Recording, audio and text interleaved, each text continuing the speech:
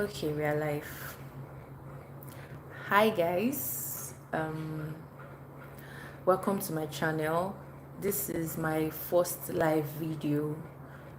I'm feeling nervous, but it's all good. Okay, this video is long overdue. So many people have been asking me this question, so I thought to come on live here to answer it all. People have been asking me what made me to transition from engineering to start doing content. So I said, okay, let me come here to, spill it all. So that's why we're here. So in this live video, I'm going to be telling you guys how I started content creation, why I made the switch from engineering to content creation, the struggles and the lessons that I've learned so far along the way, and also how I am balancing content creation with motherhood, because it's not easy. Okay, for those that don't know me, hello, hi, my name is Favor Korede. Let me just quickly do a brief introduction. I am a graduate of industrial maintenance engineering. I graduated March 2017. Then that same March 2017, I went for my service. I think October, November 2017, I went for my service, and then I finished the service 2018, October, thereabouts too. Okay, so when I finished service, I started looking for a job as usual, and I got a job in a manufacturing company as a management trainee. So that was how I kickstarted my career. I started as a management trainee in a foundry, a manufacturing company in Lagos. So I started doing that, just it's not like the money is there, but there's this feeling that we always tell ourselves that let us just start somewhere, and we grow as we go. So that was what happened to me. All right, so while I was there, I think the next year, 2019, I got married 2019. And when I got married, the thing is, when I got married, things actually changed. You know, marriage comes with a whole lot of responsibilities, and then you want to balance your work, um, you want to balance work, you want to balance marriage, you want to balance everything together. It's not so easy, but God helping me, I was able to scale through. So along the line, while I was working, I got pregnant, and we had our first baby 2020 during that COVID-19 period. But something happened. That COVID-19 period, so many companies, especially in Lagos, I don't know about other states, um they were as in telling most of their staff to go, that they could not pay anymore due to the pandemic and all that. So it actually affected my husband, and me that was earning, what was I even earning self as a management trainee? I had to find a way to go back to work, and just to keep up, just to help my family to continue living. So that was how I went back again to work after giving birth to my baby. And as a management trainee, you have to go around all the departments before settling down somewhere. And when you settle down somewhere, that's where they would staff you. That's when they've staffed you. Okay. So I went through all these departments in that section. And when I got staffed in the machining and fabrication department. So I was a supervisor in that department. I had about, I think, 20 guys under me um um who reports to me. Okay, so I told you that my husband lost his job, and that thing really, really hit us so well. Like, it hit us so well. We had to start managing with um my own income. It was that bad. And that pandemic period, now you cannot go out, everything was just so tight and all that. But God helping us, we scaled through that period, and that was how we scaled through that period. So I think fast forward to 2021. 2021 was actually when I got staffed. Like, I don't know, so to an extent, or somehow they started seeing my input. They started seeing my input. They started seeing what I could do and all that. So I was staffed in the process or product process realization department. This is where we plan all of our jobs and all that. So I've not gotten to the main gist though of what really happened though. I'm still telling you about my engineering process or my engineering time. Okay, so um then along the line, my husband did a lot of jobs, like a whole lot of jobs, just to keep up, because my own salary was not even salarying anything. It wasn't, in fact, the take home wasn't taking us home anymore. So we had to just do everything to survive. And God helping us, my husband got a job back. That was like, I think after a year or 2 years after, he got a job in the same industry, but in another organization. So we thought things were, going to, get back quick and all that. I was just excited. And then I'm just seeing all these comments too. Oh my god, I'm so sorry. Thank you very much. Thank you very much. Thank you, Guns. Thank you. I appreciate. Um, so as I was saying, then when my husband got the job, that was how they now called him one day and said, "See you, you are going to be transferred to Port Harcourt to go and head that place." And I'm like, when he told me, I'm like, just now transferred. So what will happen to me? What will happen to my job? My job that I've already started grooming, I've already started growing. I've grown to that stage that, I've been promoted to a full supervisor, where I have like 20 people under me reporting to me. And then I'm just going to, leave all of that. It was so hard. Like, but he was telling me that I just have to manage, because he wouldn't want a situation whereby, as a new couple, or we just growing our children together, our child rather together, and then we'll be living apart. The thing broke me. Like, I was going to another location. What will I do? Where would I start from? Like, it's not going to be easy for me to, no family members there. Unlike when I was in Lagos, I could drop my child with my mom and quickly go to work. All those things, there were easy grounds there. So I had no choice. I had to come after after reasoning with what my husband said. So we had to come down, all of us, the three of us, to Port Harcourt. So when we got to Port Harcourt, I was like, okay, I have come. So what am I supposed to be doing now? What am I supposed to be doing now? There's nothing I did not do, my people. From selling donuts, selling buns, selling pop-off. I tried a lot of things. Did I even tell you guys that I looked for job? And all of the jobs that I was seeing or that I were getting, they were far from my house. Like, and I had my boy then was, I think, 2 years plus. So where will I drop him? Where? And all of these jobs, they were telling me that I have to, come by I had to come by 7 a.m. in the morning and close by 5 or 6 in the night, in the evening. Where do I drop my baby?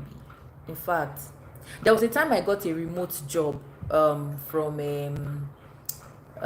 this bank, Sterling Bank. They were doing this mom program. So as I saw it like this, I jumped on it. Like, I didn't even allow anybody to tell me anything. I just jumped on it. I applied, did everything I had to do, wrote the exam.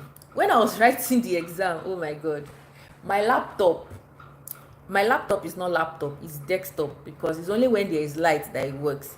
So I had to use laptop. In fact, that was the instruction: you must use a laptop to write that exam. So I was, I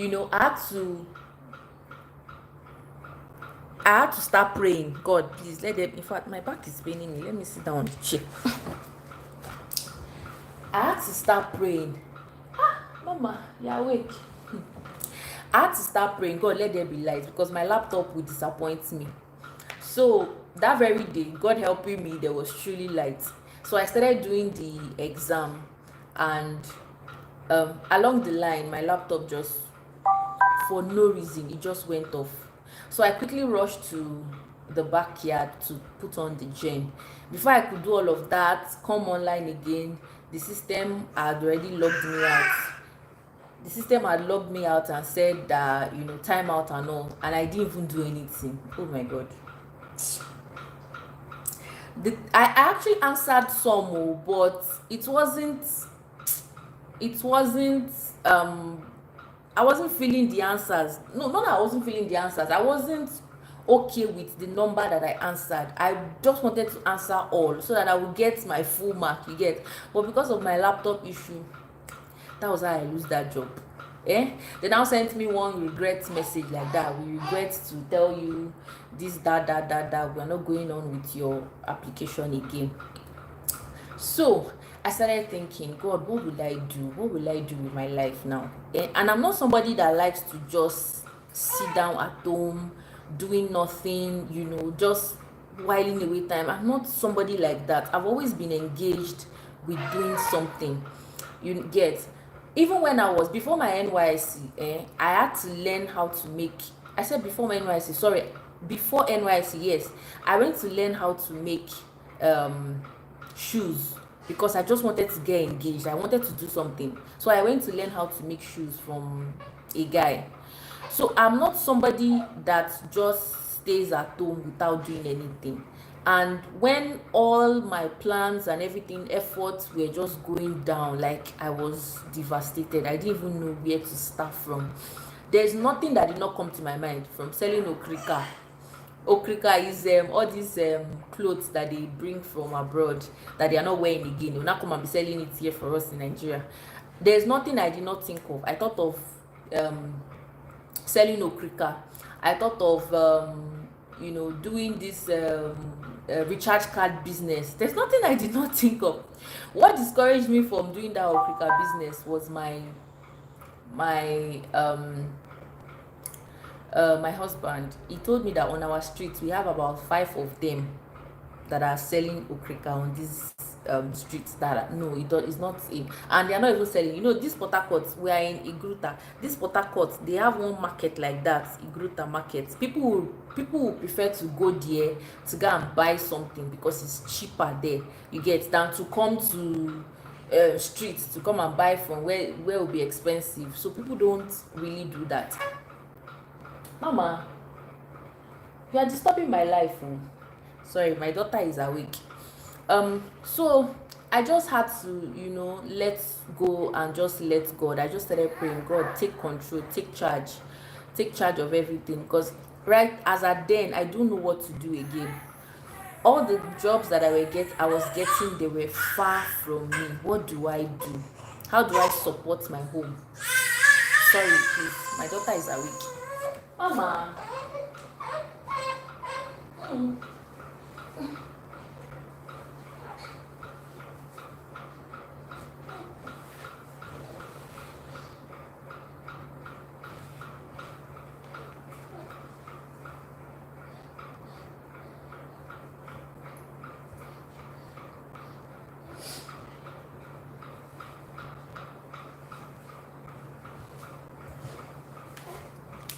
Sorry. Mama, see, I'm on live. Say hello to my people. Say hello. All right, now I have to do this video with her, because she will not allow me again. So where did I even stop now? Mama, see your face.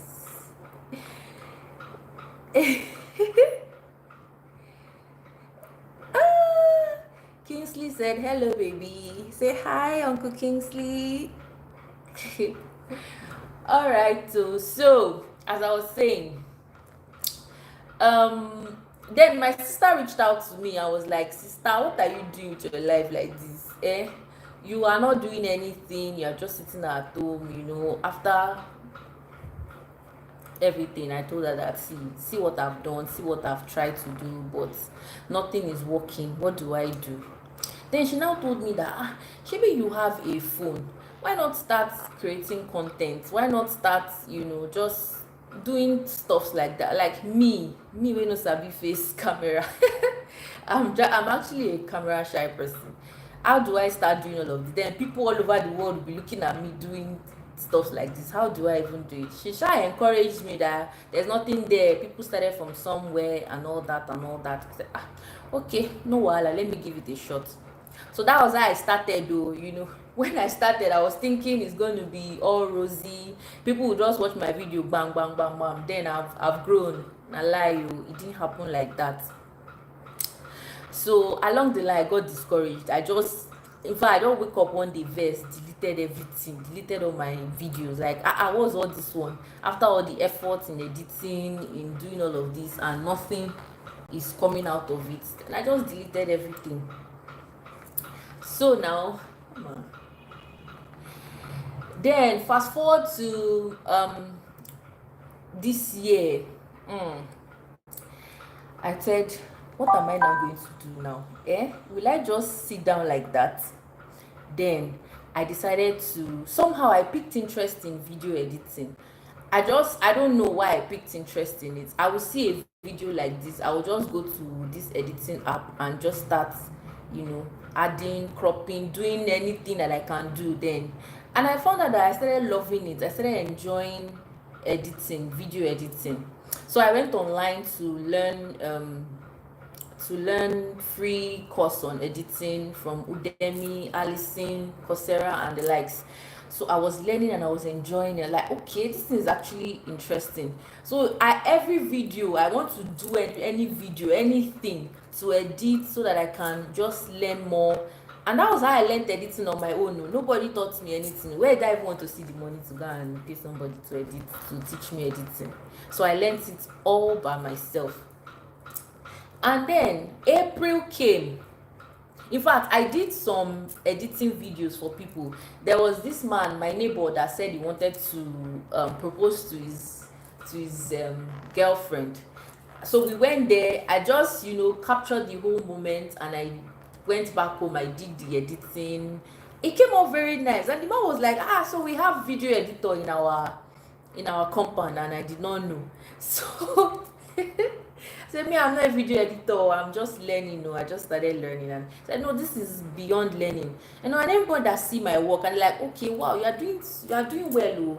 If you can put in more effort, you will blow and all that. They're just giving me that encouragement. Sometimes I used to think they are saying it for my head to swell. So I just thought, okay, YouTube is a search engine, right? People come there to search for different things. They come to search for solutions. Okay, why don't I start teaching people how to edit? Anything I'm learning on editing, why don't I come here and start teaching people how to edit? So that was how I started all over again in April. I just this Bible scripture that says write your vision plain and let mama. So that was what I did though. I wrote the vision down. I said, God, this is what I want to start doing. I've heard that YouTube is a search engine. People are coming there to search for things. Please let them come to search for my videos too. I just started putting it in prayer. Don't mind me that I'm laughing. It's good to pray about every single thing in your life. It's good to pray about it. So I just prayed about it and I said, God, this is what I want to do. Just help me. So I just started posting videos about editing, anything I'm learning, anything new I'm learning, because me too, I'll go on YouTube and search how to do this, how to do that. Again, if I learn it and I implement it, I'll teach other people too, because I'll teach it in my own way, because everybody has their own style of teaching, right? So that was how everything just changed, you know. It's not easy. It's not easy to be a wife, to be a mother without no help, like no maid, no nanny, nothing, just you. It's not easy. Sincerely, it's not easy. But God has been helping us. God has been faithful. We have been thriving, and all glory to His name. So I'll just share with you guys some of the struggles that I've faced since I started content creation generally. The first one is fear of what people would say. I told you that I'm camera shy. In fact, to look at the camera is like I just feel like I have thousands of people in my face. That's just how it looks like.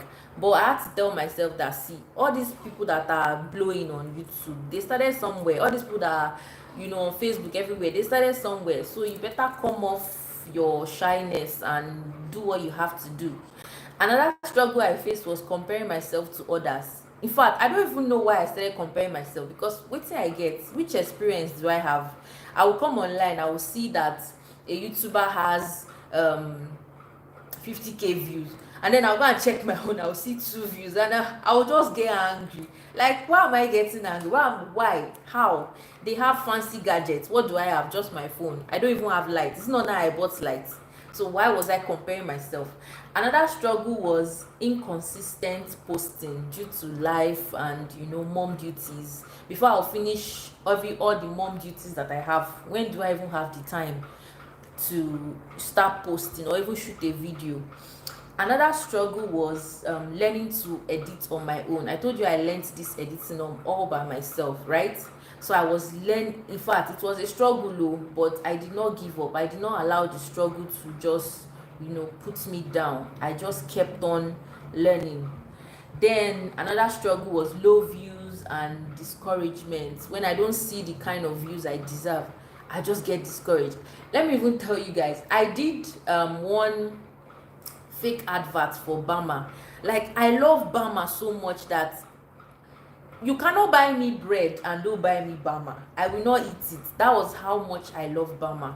So I have in fact, I can't count how many containers of Bama that I have. So I just thought to myself one day, why not just create an advert for Bama, just a fake advert, send me message. So that was how I just planned the whole thing, wrote my script, and I did it. Very lovely video. In fact, well, for me it was very lovely, and for those that saw it, very lovely. I posted it on TikTok, posted it on Instagram, and even on YouTube.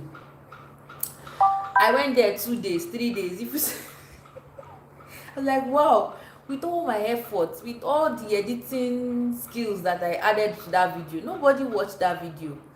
I just got discouraged. Those were some of the struggles that I encountered then. So the lessons that I've learned so far is start with what you have. Start with what you have. You want to start content creation, you have to start with what you have. If you have just your phone, that is enough. You don't need to have a camera. If you don't have lighting, as in a light, you can target when the sun is hot. Like, open your windows, let there be natural light coming to your face. You will shoot your videos, nothing will happen. As long as you are giving value, as long as what you are saying is valuable, people will watch your video, people will comment, people will like. But you have to start first with what you have.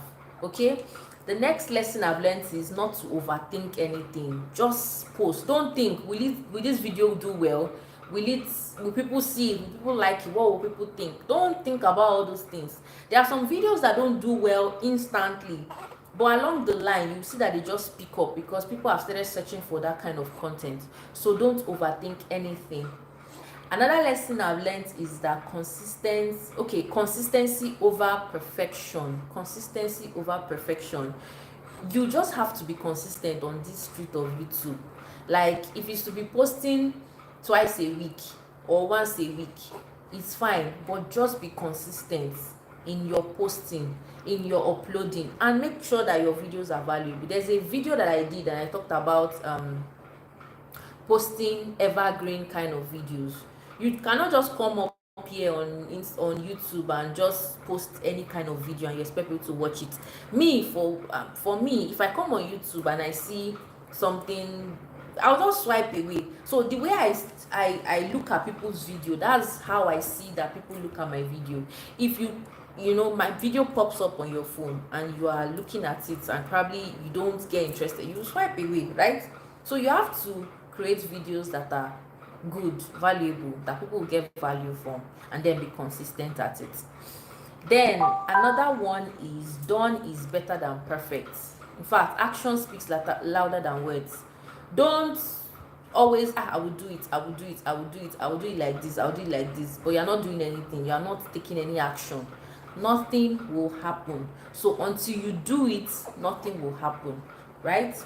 Another thing you should know is that your content, or another lesson I learned, is that your content will not be for everybody. It's not everybody that will love your content or that will love the kind of content that you do, but your own audience will come.